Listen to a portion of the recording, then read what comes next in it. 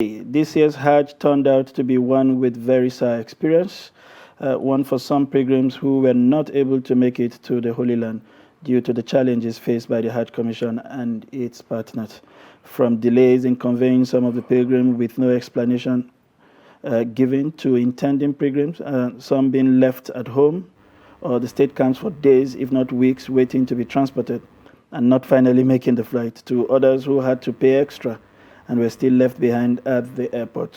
Many are now demanding an explanation and even a refund. Let's take a look at some of the videos of the aggrieved pilgrims who voiced out their anger to the Hajj Commission.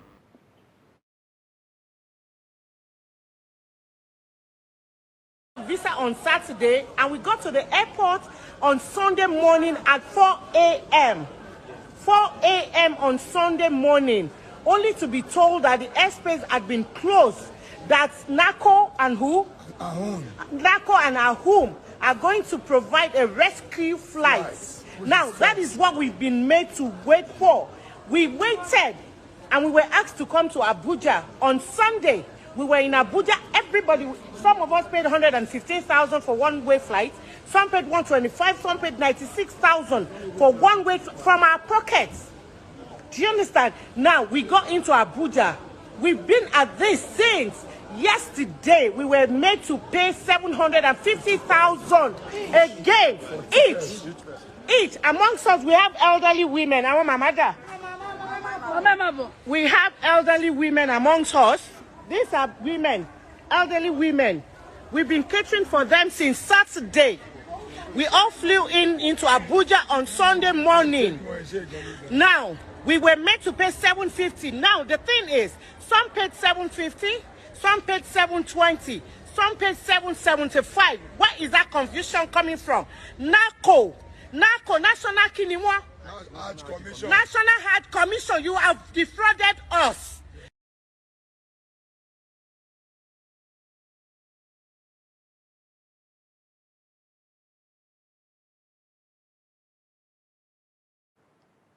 Very sad tales there of Nigerians and the various experiences they had ahead of this year's Hajj. Now, joining us to discuss this issue, we have in the studio HAJJ Medina Dauda Nadabo. She is the Bureau Coordinator of the Voice of America here in Abuja and a participant in this year's Hajj exercise. HAJJ, it's a pleasure to have you join us. Good morning. Thank you. Thank you so much for inviting me. I said earlier on a clip that somebody was ageless, but I think you are the real definition of ageless. And we also have still it with us in the studio, a veteran Hajj participant, if you like, and a member of the Hajj Reporters Association, and the editor of 21st Century Chronicle, Nuruddin Abdullah. It's a pleasure to still have you stay with us. Good morning, thank you. Staying in the studio with us has become a regular exercise. Little wonder why Ibrahim That's said why I refer to him as co-host. It's a pleasure to have you join us. Thank you. HAJJ, you were fortunate to have made it. Yes. I'm not sure what your pre-Hajj experience were with regards to securing your flight and your visa.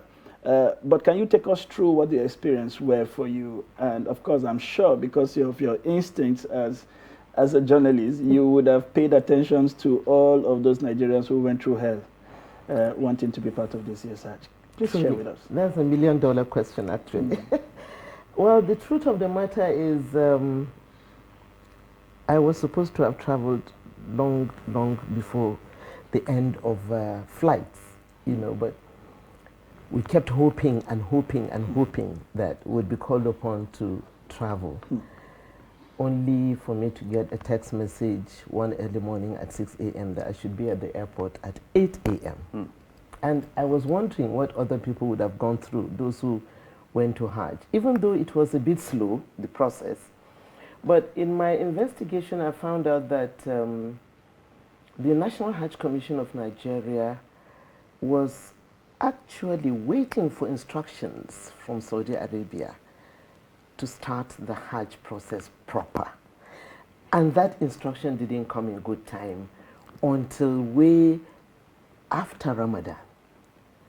And between Ramadan and Hajj takes like 2 months and a half. I may not be a spokesperson for Hajj Commission, but the truth is what we saw showed us that there was so much break in communication between the Saudi authorities and Nigeria as to when the Hajj is going to start proper. Because as you know, 2020 there was no Hajj, 2021 there was no Hajj because of the corona scourge. So, but the truth is, all blames will go to NACON, because NACON is the National Hajj Commission of Nigeria, and it is the supervising agency that looks after all the states' pilgrims board, the tour operators, and many others. And again, if Hajj Commission will not get instructions in good time, it means the states also will be waiting to get instructions from Hajj Commission to start preparations.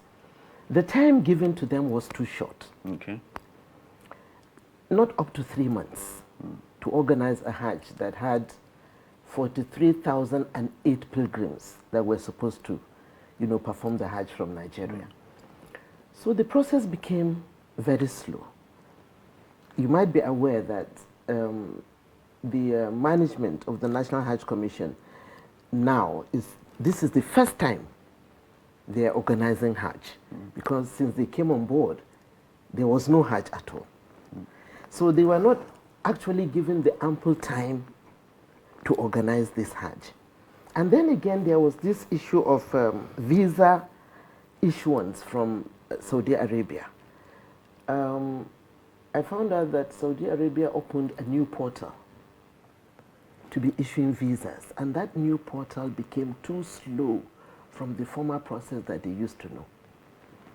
And it delayed so many, activities that were supposed to have happened during the Hajj. Well, we managed. We went to Hajj, and I would say partly it is very, very successful for a Hajj Commission that is organizing Hajj for the first time after, not having Hajj at all for 2 years, which means there were no much activities in the National Hajj Commission to do with Hajj for 2 years plus. Okay. Oh, Nuruddin, let me come to you. HAJJ has made a strong case for the Hajj Commission, even though she did categorically state that she is not a spokesperson for the Hajj Commission. And from Hajj rustiness to inexperience to a breakdown of communication with Saudi Arabia, and of course visa issues and technicalities and whatnot. But from your own perspective, because we analyzed this Hajj issue during when the process was ongoing here, do you think there was something the Hajj Commission could have done better to mitigate these problems? Okay, they haven't heard from Saudi Arabia. Could they have been more proactive, maybe, in putting some things in place before then, or even reaching out to get that information? Is there anything they could have done better? Yes, because I think the problem principally is not that of timing. Nigeria is not the only participating countries. Although we are among the first 10, we call them the first 10 Hajj countries. We're talking about Iran, Turkey, Indonesia, Malaysia, India, Pakistan, Egypt, and what few. Yes. So if you look at, I think they have 2 years to prepare for this Hajj. That's what all other countries did. I remember before Ramadan, independent Hajj reporters had a course to issue a statement saying that Hajj may likely happen this year. This is what the Tambuk Hajj is one of the largest organized public-private sector Hajj in Malaysia, is doing. They have simulated the scenarios. They didn't just stay back and wait for instructions from the Saudi authorities. Again, NACON is constitutionally mandated to supervise, to regulate Hajj and Umrah industry in Nigeria. Their principal function should be pilgrim-centric, protecting the pilgrim. Pilgrim is their main focus. But if you look at it, when they came on board in 2019, They were doing other things. They will reduce Hajj costs. I remember I saw it was on the VOA or the BBC, the operation, the commissioner operation, saying that perhaps Hajj is only 5 days. They thought that all the accomplishments Nigeria recorded in the last 10 years just happened by chance. No. It was thorough planning, thorough hypothesis. Okay, they were given short notice. They said that they will reduce the Hajj fare. After Corona, I remember, but do you know when we released that statement, do you know what they said? They said we are being hyperactive. We say, no, this is what country A, B, C have done so far. But there is no single communication between you and your states. And tour operators who own the pilgrims. Are you waiting? Are you going to do this in one day? No. In fact, what we did was we calculated the cost. I say, well, these are the costs that will be added to the main Hajj cost. Because we say from last year, when only the Saudis performed, residents of Saudi and Saudi citizens performed Hajj, this is what they paid. And this incidental cost will be added to even foreign pilgrims. They didn't do anything. So, before you go on with those thoughts, listening to you, I get the impression that the new executive sort of cut off completely from the previous ones. Because if not, government is supposed to be a container. If at every point in time you meet a scenario that is difficult for you to navigate, that is why you have ex officios. You should have been able to fall back on that reservoir to say, we know you also went through storms like this. How did you navigate? That's on the one hand. We also have ambassadors. When issues become bigger than the National Hajj Commission, you should be able to escalate to the government who can interface directly. We've seen those kind of mediations from government, a last minute approach that sort of expanded capacity to evacuate as much as possible. Were there those kind of efforts in the few days? Because we saw extensions were granted, but even with the extensions, it does appear that not much happened within those periods. How much of escalations did we see or interventions from government? Politics. Unfortunately, the new management of Nahacom, when they came, for 10 years, pilgrims were not left behind, like it happened this year. Pilgrims didn't need to protest at the King Abdulaziz Airport in Jeddah before they yelped it back. There were no fights about food in Mecca or Mashair. You understand? But they thought that all this thing happened by chance. Even the accommodations, go to Medina. If you perform Hajj before 2010, you will see what I'm talking about. The type of cars we use, rickety, downfall vehicles. But now they're all air conditioned. If you go to Medina, we are in those days. In 2006, when I performed Hajj, I only perform at the Grand Mosque, morning prayer and evening prayers. I can't go for Zuhur and Asr because of the scorching sun and the long distance. But now Nigerian pilgrims live around Markaziyah. You understand? All these things they took that it happened by accident. No. 2008, I remember I was going to Hajj. There was this problem in Kaduna. The then executive chairman in Kaduna came to the villa. An Indonesian aircraft was deployed. I remember I flew an Indonesian aircraft. But unfortunately, like I told you, politics play a greater role. What they thought was, the Hajj was so, the amount was almost about 1.5 million by 2019. So no, we are going to reduce Hajj. Like I told you, one of the officials, I was enraged because this guy doesn't even know. He said that Hajj is only 5 days. So why are you staying even up to 30 days or 35 days in the Holy Land? He doesn't know the processes. And what if you, and they didn't tap. From the past. And the tour operators, for instance, look at what the lady is saying.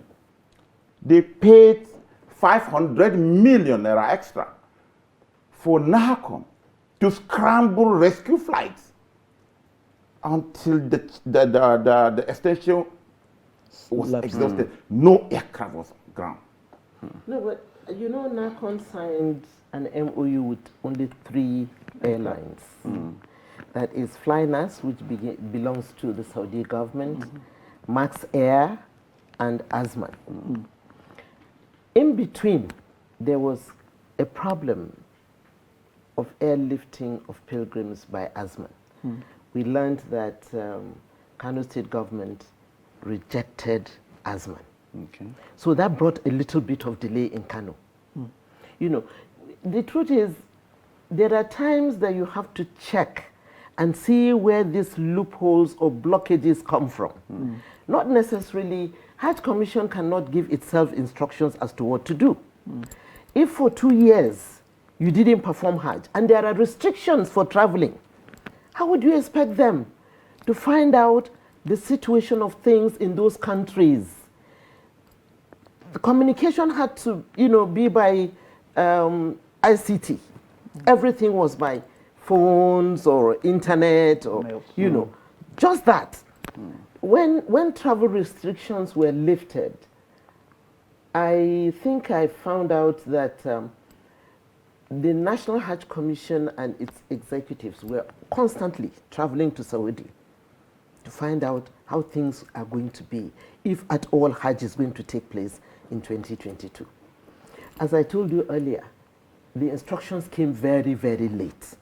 This is an executive that, you know, have not performed the Hajj since they came. This is the first time they are performing Hajj. We may not actually come out to put total blames on NACON, honestly. We need to also look at the role of the tour operators. What did they do? NACON is not receiving any Hajj fares from any pilgrim. It is either the state pilgrims welfare boards or tour operators. They're the ones that are totally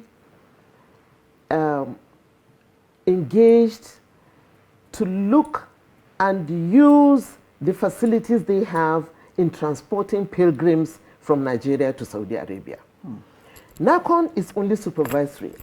Abdullah has also said so. It is only supervisory. They don't have any pilgrims particularly to say these are NACON pilgrims and NACON must have an airline that would transport them to Saudi Arabia. They only play supervisory role. Even if we're going to put blames, Abdullah is like, you know, saying National Hajj Commission must study from other countries. You forgot, Nuruddin, that there was travel restrictions.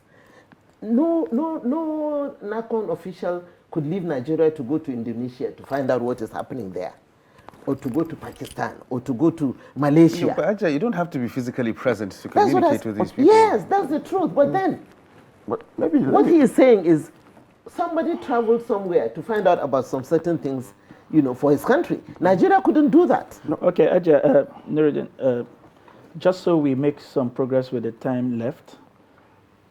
Now, what happens to these people who couldn't make it? What do you think would happen from here? Should they get a refund or become the priority for next year's Hajj? Yes. If that would happen. Haven't traveled and all of that. What were the feelers you got about what should happen to those who didn't make it? You hit it. You did. You know, like in our interaction with the National Hajj Commission chairman, Zikirullah Kulli Hassan, he was very, very bitter about what happened, actually, because he kept looking for possibilities of extending, you know, the possibility of shipping Nigerian pilgrims to Saudi Arabia. Until Thursday, the 7th of July, Nigeria was allowed to at least be able to ship most of its pilgrims to Saudi Arabia. But again, don't forget that there was this mild problem with Azman, so most of the pilgrims were airlifted by Flynas and Max Air. It was much, much later that Azman came on board. And that delay caused a lot of problems.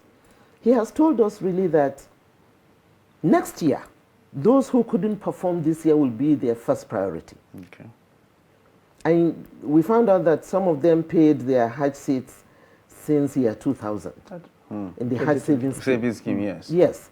So they are going to consider those people who didn't perform this year.